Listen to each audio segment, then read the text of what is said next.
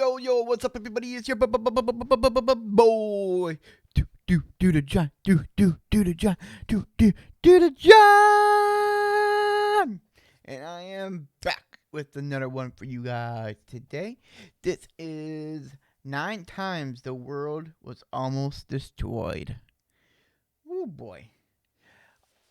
If you have a video you want me to react to, then hit me up in the comments below, my social media or email address, and I will get to your requests before I get to myself in the next series of recordings.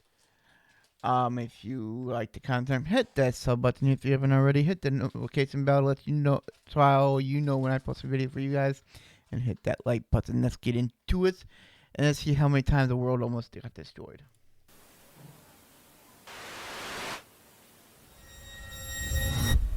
Chills. Number 9, Y2K.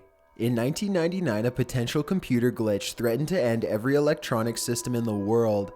Leading software developers agreed that, come the year 2000, a simple coding error could render everything from vending machines to nuclear weapons grids completely unusable. Basically, as soon as the clock struck midnight on New Year's, all forms of technology would stop working. The Y2K bug came to light after computer programmers realized that most microchips only use 2 digits to represent the year. So, for example, microchips would typically shorten the year 1999 to just 99 in order to save memory. Now they feared that this shortcut would make computer chips see the year 2000 as 00 and stop functioning. Even though companies had started working on the problem as early as 1995, they soon realized that they did not have enough time to save everybody. As the dreaded doomsday drew near, people all over prepared for the absolute worst.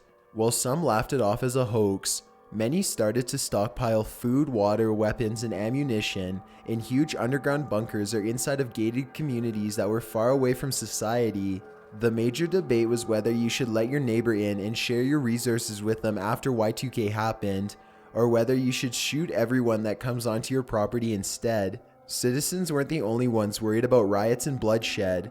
The Federal Bureau of Investigation distributed 16,000 pamphlets to law enforcement agencies warning them to be on the lookout for militia groups and terrorist attacks. They also released a 40-page report detailing exactly who to watch out for.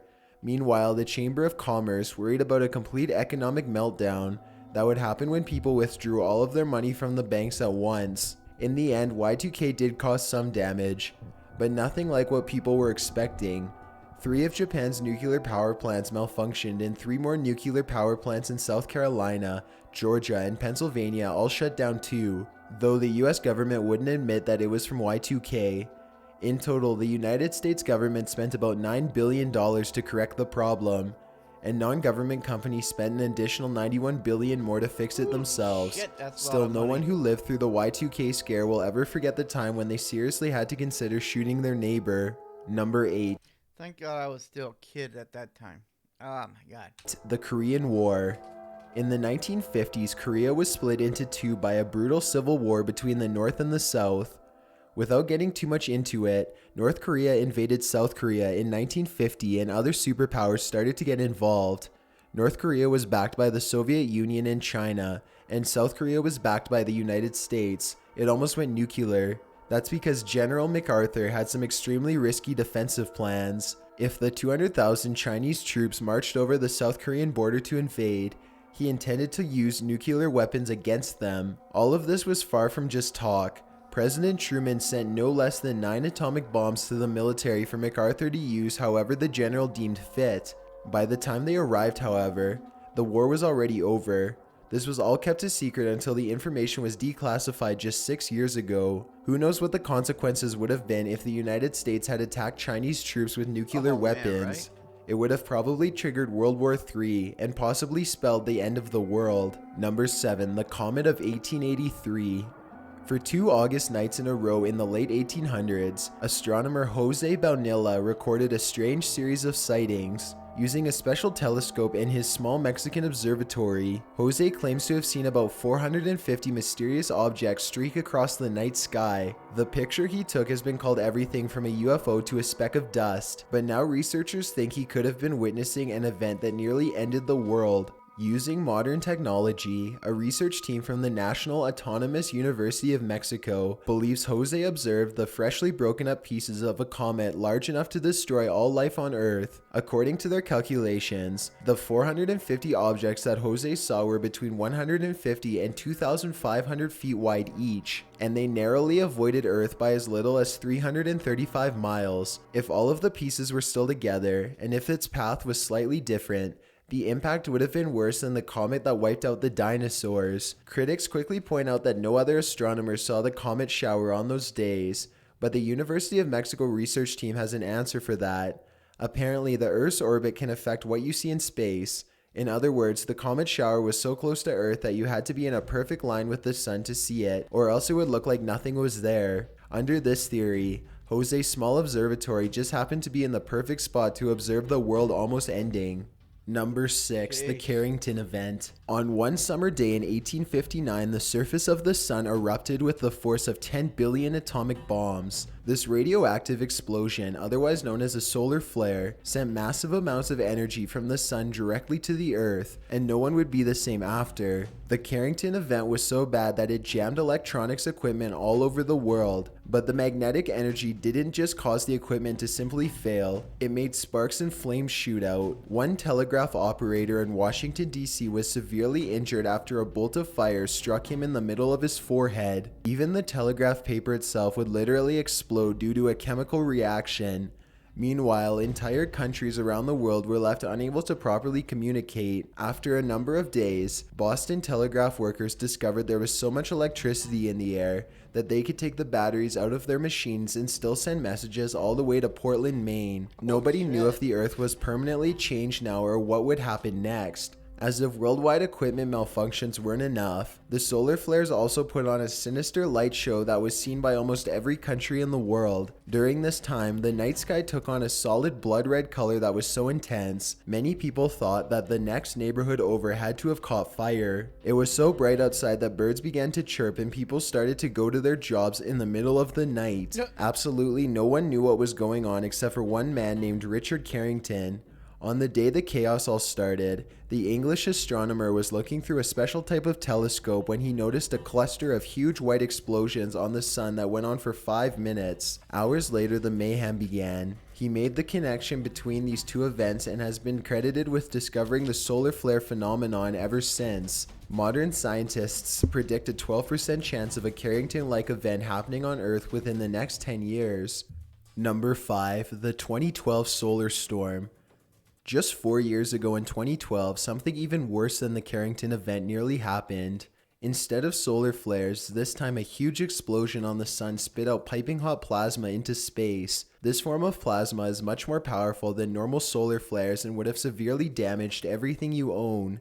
Let me put it to you this way, if the Carrington Event happened today, most of our technology would be strong enough to withstand it. Sure, the event was strong enough to damage equipment in the 1800s, but today's electronics are much more durable. In fact, high-frequency equipment like GPS devices and most radios wouldn't be affected by the Carrington effect. In fact, high-frequency equipment like GPS devices and most radios wouldn't be affected by the Carrington effect at all. This cosmic plasma, on the other hand, would destroy everything that plugs into a wall socket, as one NASA scientist puts it. By that, he means everything from hospital equipment to working toilets would become a thing of the past. No country would be safe. Furthermore, an official NASA report says that the event would have caused about $1 trillion worth of damage and taken years to recover from. They compare it to a huge meteor hitting Earth. So why didn't we get nailed with plasma in 2012? Well, the only reason you were able to even watch this YouTube video is because the sun was facing away from Earth when the explosion happened. Instead of traveling towards Earth, the plasma went in the completely opposite direction. If the explosion had happened just 7 days earlier, however, Earth would have been directly in the line of fire. That's right, we were literally 1 week away from digital obliteration. Number 4, the 1979 Soviet Scare. The 1970s were largely considered a time of peace and love, but it was also when the world was almost blown to smithereens by more nukes than you could ever even possibly imagine. In 1979, Zbigniew Brzezinski was serving as a top national security advisor for the United States when he received a devastating phone call at home. A joint military program between Canada and the US called him at 3 in the morning with a grim report. 2,200 Soviet missiles were heading towards the United States in an all-out attack. boy. The nation had less than a half hour left before annihilation. Zbigniew Brzezinski didn't even bother to wake up his wife, figuring it was better to spare her from knowing. His final task as a national security advisor was to call President Carter so that the president could authorize the final retaliatory strike against the Soviets. If he made this call, then thousands of nuclear missiles would be launched back. The United States had been preparing for a scenario like this for quite some time. President Carter had even told Zbigniew beforehand that in the event of this scenario, he should wait up to 7 minutes and no longer before letting him know.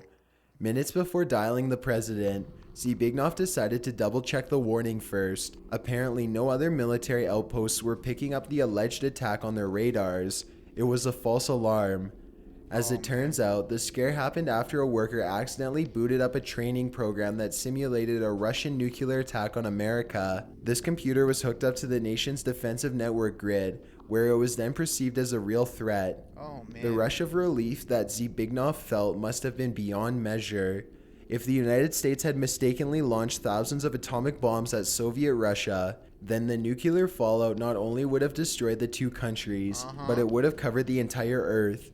Nothing would have survived. Instead, waiting until literally the last minute made the difference between end of the world and just another day. Bonus entry: the 1980 Soviet scare. Just 7 months after the false alarm in 1979, the United States again stood on the brink of destruction at the hands of the Soviets. NORAD stands for the North American Aerospace Defensive Command, and in 1980 it was a central base in Colorado that had lots of high-tech radars and other equipment that it used to track potential threats. Among the blinking and beeping equipment were two digital displays that always showed how many missiles were heading towards American soil at any given time. One of these digital counters was for intercontinental ballistic missiles, which means a bomb that can reach other continents from land, and the other was meant for submarine-launched ballistic missiles. Each display had 4 slots, and normally these slots read 0 across the board. Imagine the surprise NORAD commanders felt when the submarine missile counter first jumped to 2 incoming missiles,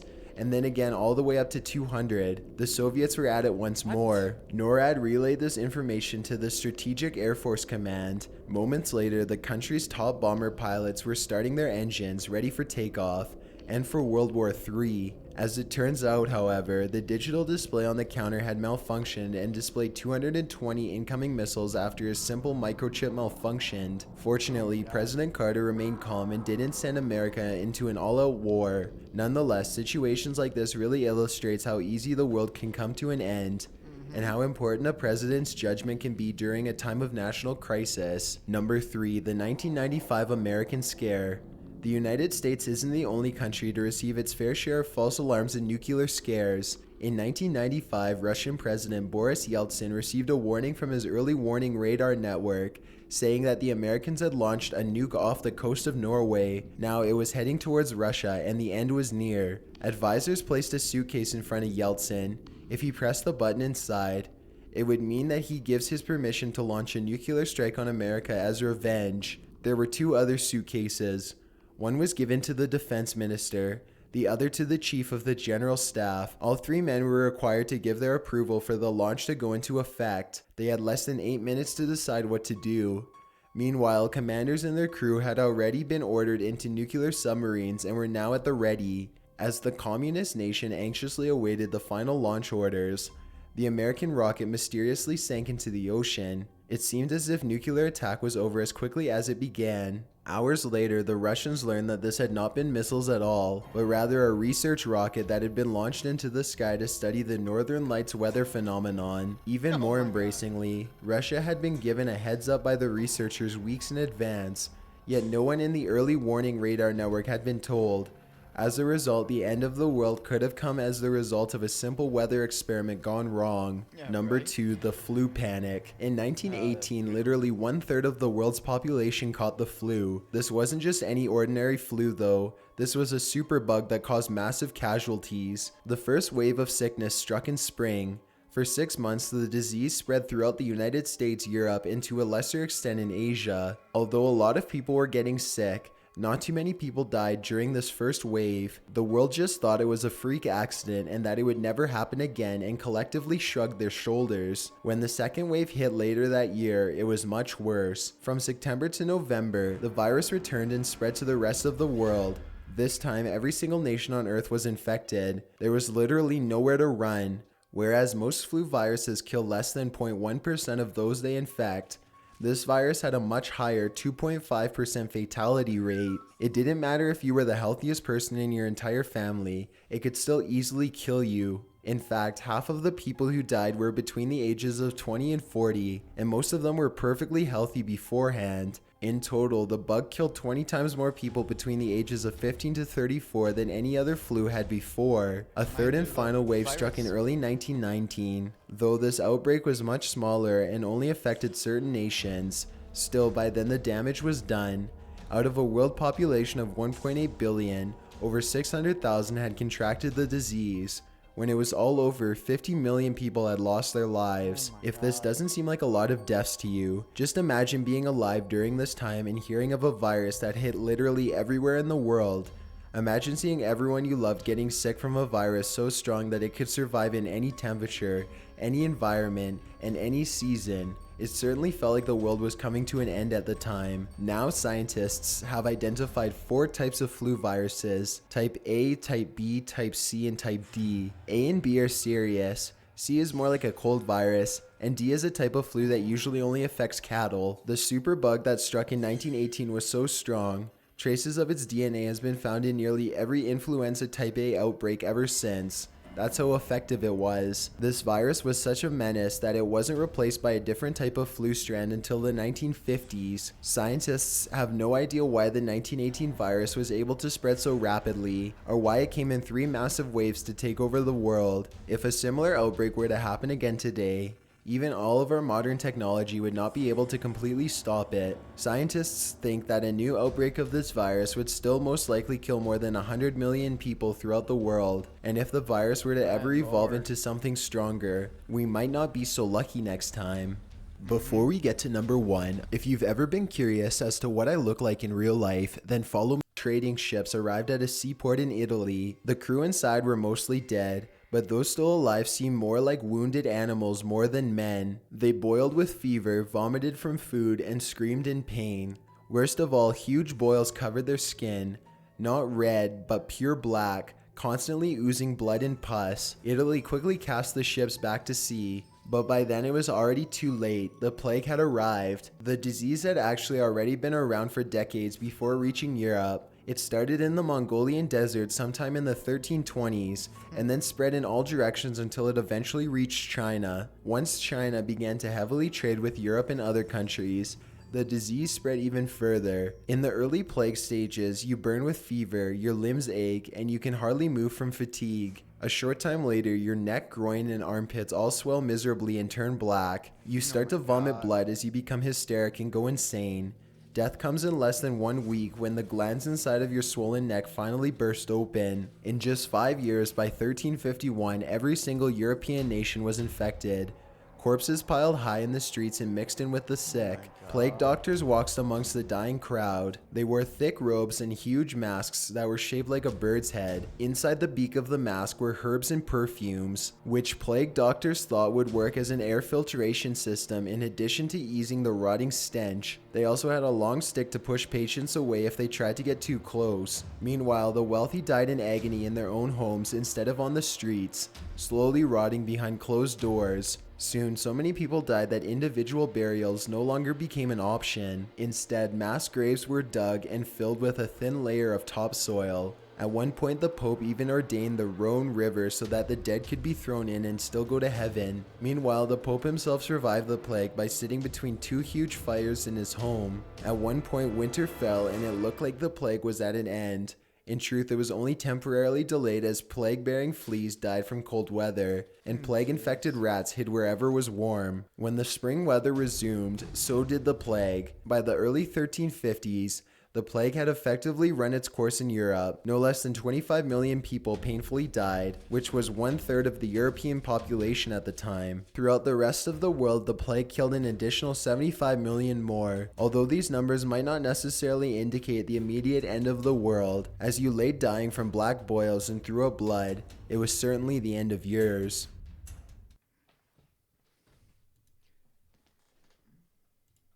Yo, that was 9 times the world was almost destroyed. Thank God it wasn't. Anyway, thank you for watching this video. Much appreciated. And I will see you guys in my live streams. Links are down below. And thank you for watching. And you are loved.